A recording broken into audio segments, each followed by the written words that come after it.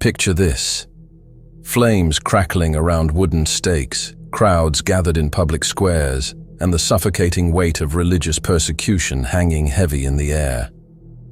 Now imagine, in the midst of this terror, a young woman's laughter cutting through the smoke.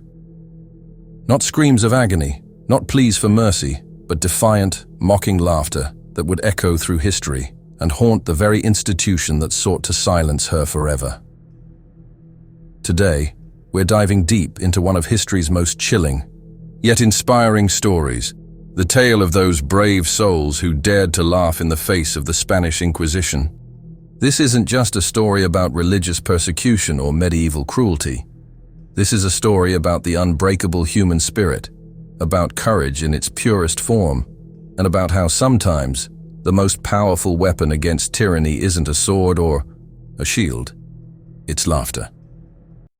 The Spanish Inquisition, established in 1478 by the Catholic monarchs Ferdinand and Isabella, was supposed to maintain Catholic orthodoxy in their kingdoms. But what it became was something far more sinister, a machine of terror that would claim hundreds of thousands of lives over more than 3 centuries. The inquisitors, dressed in their black robes and carrying the authority of both church and crown, had almost unlimited power to investigate, torture, and execute anyone they deemed a heretic. The process was terrifyingly systematic and deliberately designed to break the human spirit before breaking the body.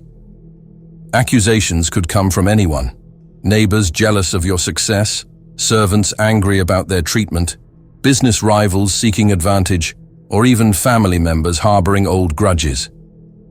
The beauty of the system, from the Inquisition's perspective, was that accusers could remain anonymous.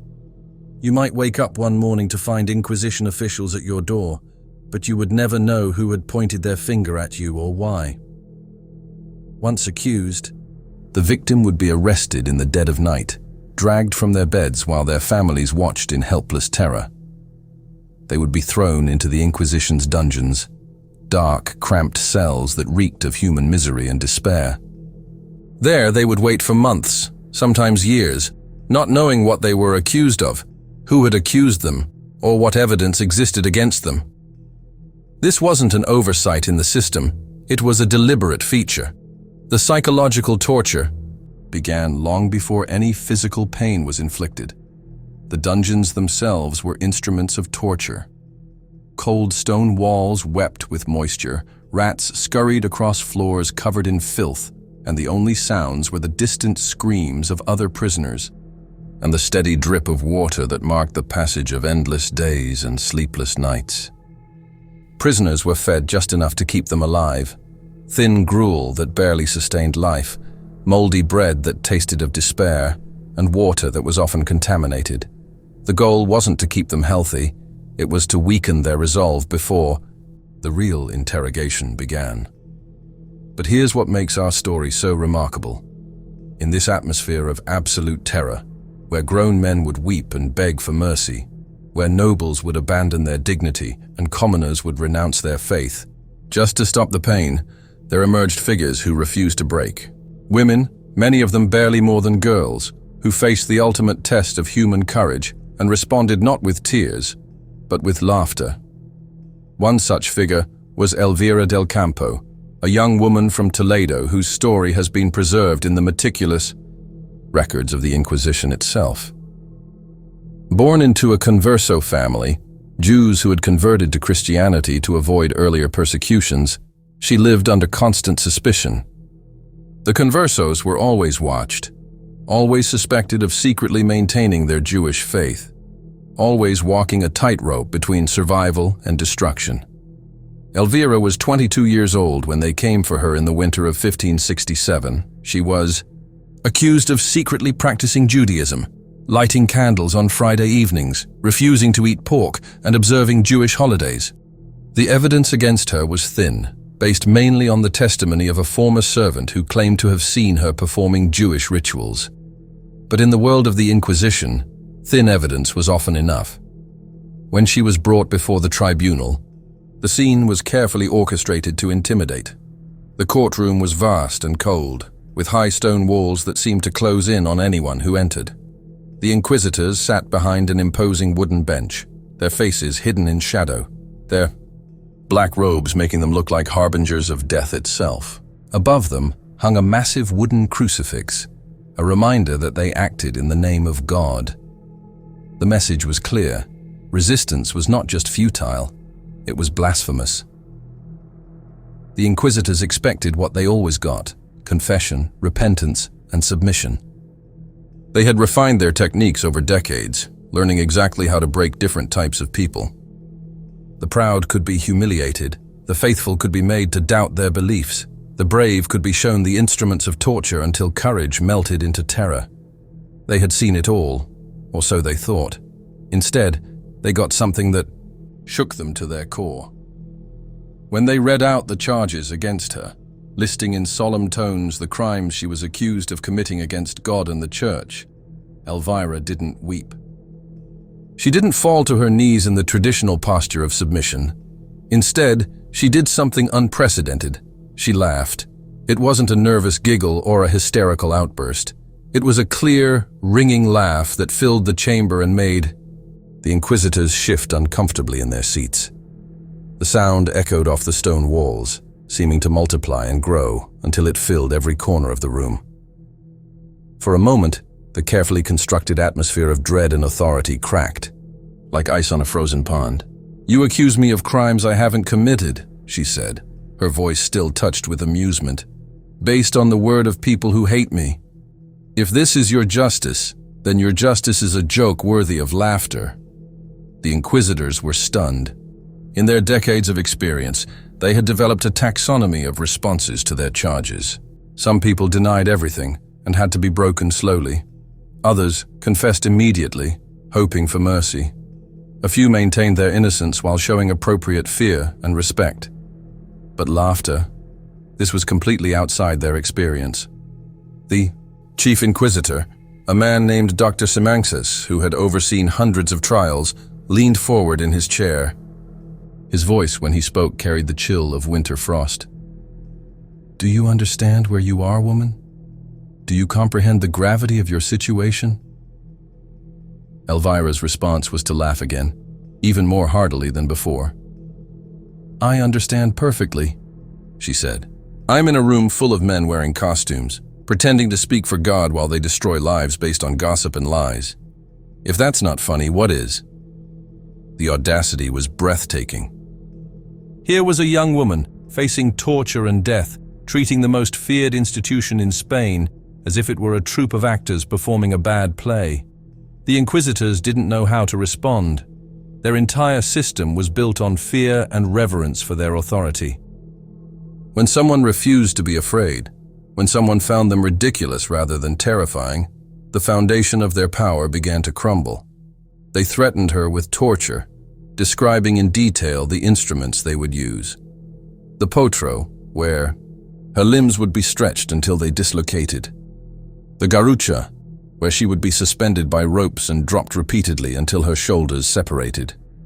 The toca, where water would be poured over her face until she felt she was drowning.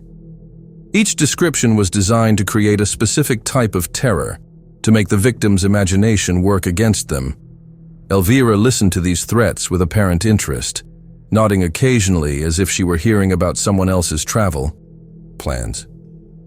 When they finished their recitation of horrors, she smiled and said, "Is that all? I was expecting something more creative from people with such fearsome reputations." Her laughter grew louder with each threat. It wasn't the nervous laughter of someone losing their mind. It was the deep, genuine laughter of someone who found the entire proceedings genuinely absurd. It was as if she had discovered a cosmic joke that only she could see, as if the idea that these men could break her spirit was so ridiculous that she couldn't help but be entertained.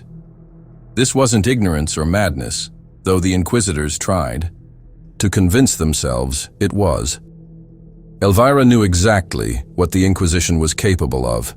She had grown up in Toledo, had seen the smoke rising from the quemaderos, the burning grounds where heretics met their end. She had heard the stories whispered.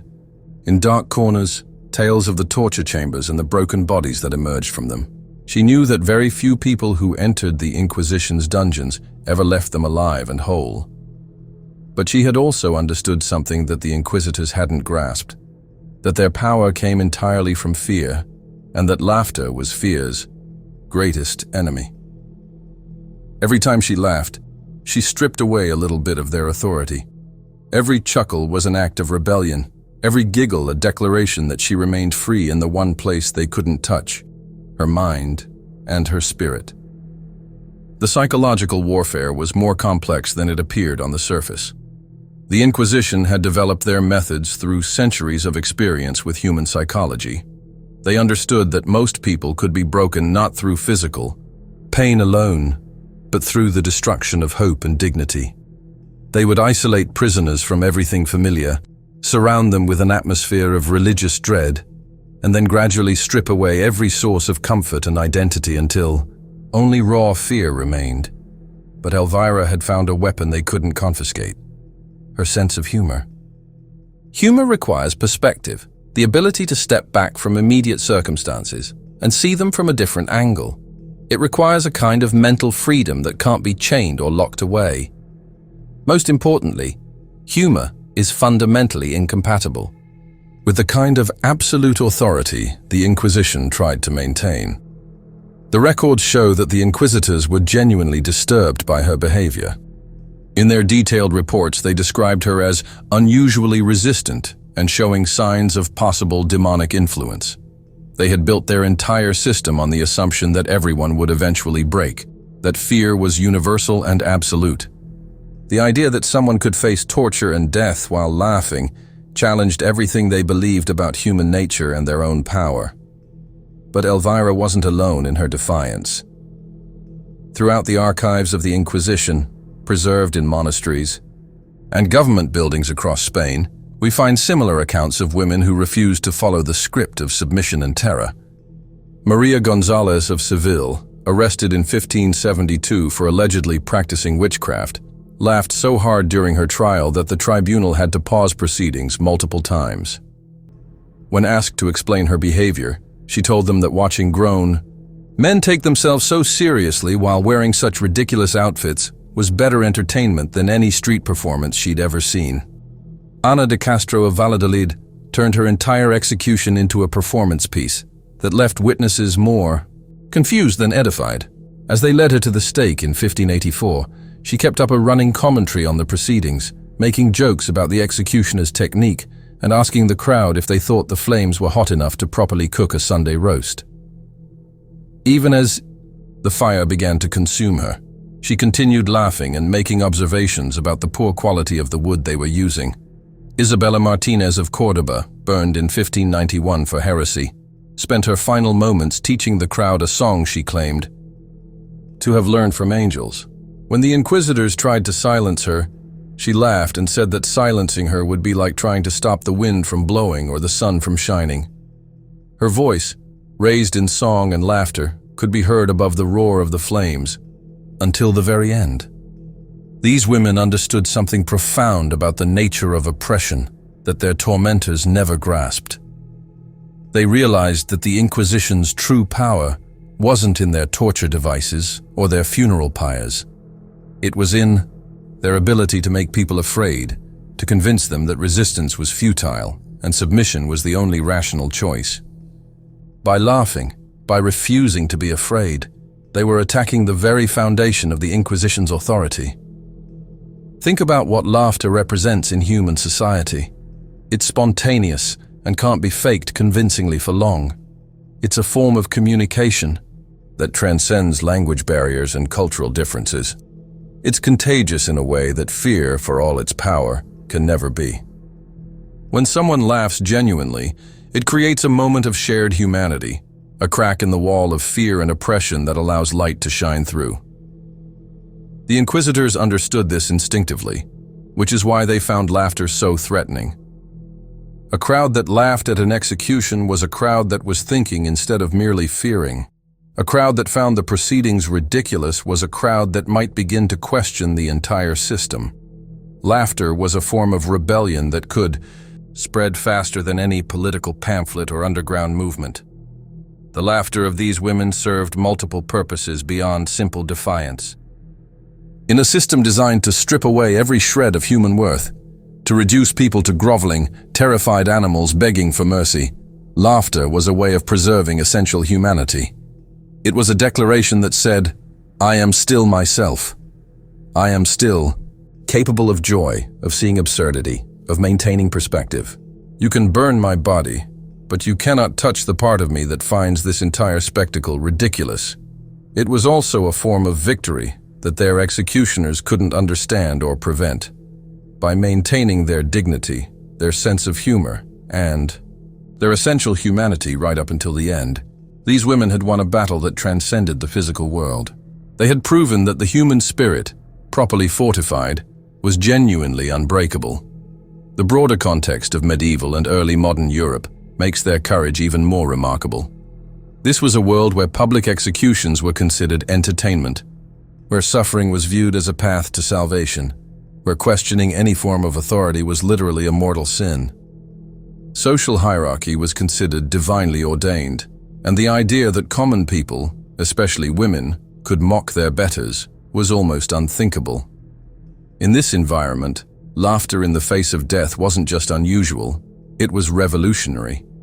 It suggested that perhaps the authorities weren't as powerful as they pretended to be, that maybe the entire system was built on foundations of sand rather than solid rock. It planted seeds of doubt that could grow into questions. And questions were the most dangerous thing of all in a society built on unexamined assumptions.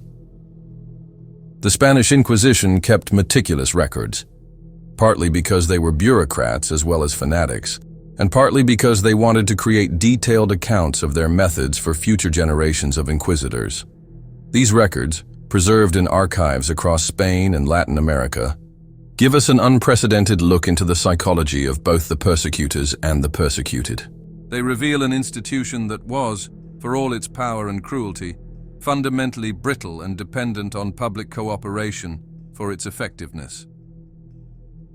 What emerges from these documents is a picture of an organization that needed its victims to play their assigned roles perfectly. The entire spectacle of public confession, repentance, and execution only worked if everyone involved followed the script. The accused were supposed to be afraid, to confess their sins, to repent publicly, and to die in a manner that would serve as a warning to others.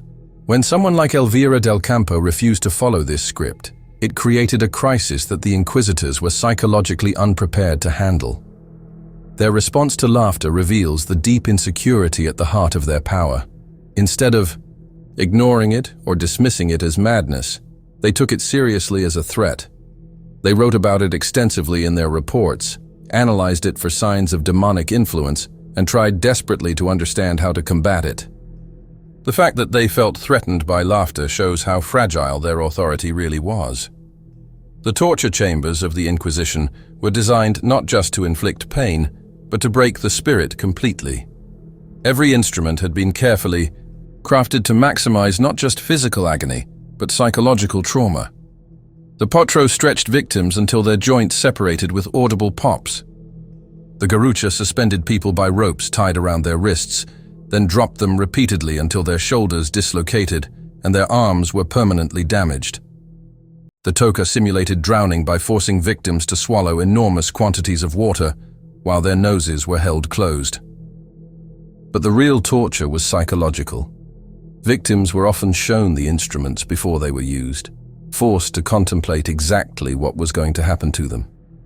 They were made to watch others being tortured, to hear screams echoing through stone corridors, to smell the blood and fear that permeated every surface.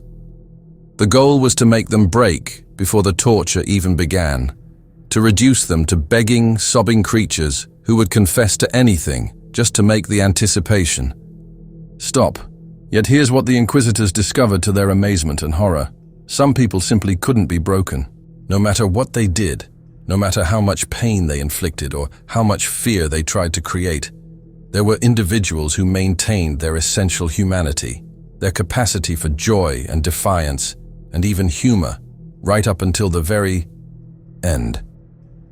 These women had discovered something that modern psychologists are only beginning to understand, that the human capacity for resilience is far greater than most people imagine. Under the right circumstances, with the right mindset, people can endure almost anything while maintaining their core identity. The key seems to be the ability to find meaning in suffering, to maintain perspective even in the darkest circumstances, and to refuse to let external circumstances define internal reality. The story of these laughing martyrs wasn't just about individual courage. It was about the power of the human spirit to transcend even the most extreme circumstances. Their laughter wasn't just defiance, it was a form of victory that their executioners could neither understand nor prevent. By refusing to be broken, by maintaining their dignity and even their sense of humor in the face of death, they had won a battle that their tormentors didn't even realize they were fighting. As the flames consumed their bodies, their laughter echoed through the centuries, becoming a testament to the unbreakable nature of the human spirit and a reminder that sometimes the most powerful act of rebellion is simply refusing to be afraid. In a world designed to crush the individual spirit, they had remained gloriously, defiantly, triumphantly themselves until the very last moment. Their legacy lives on, not in monuments or statues, but in the simple truth they embodied. That courage isn't the absence of fear, but the decision that something else is more important than fear. And sometimes, that something else is the simple, radical act of finding joy even in the darkest moments, of laughing in the face of those who would silence us forever, of proving that the human spirit, properly understood and courageously expressed, is truly unbreakable.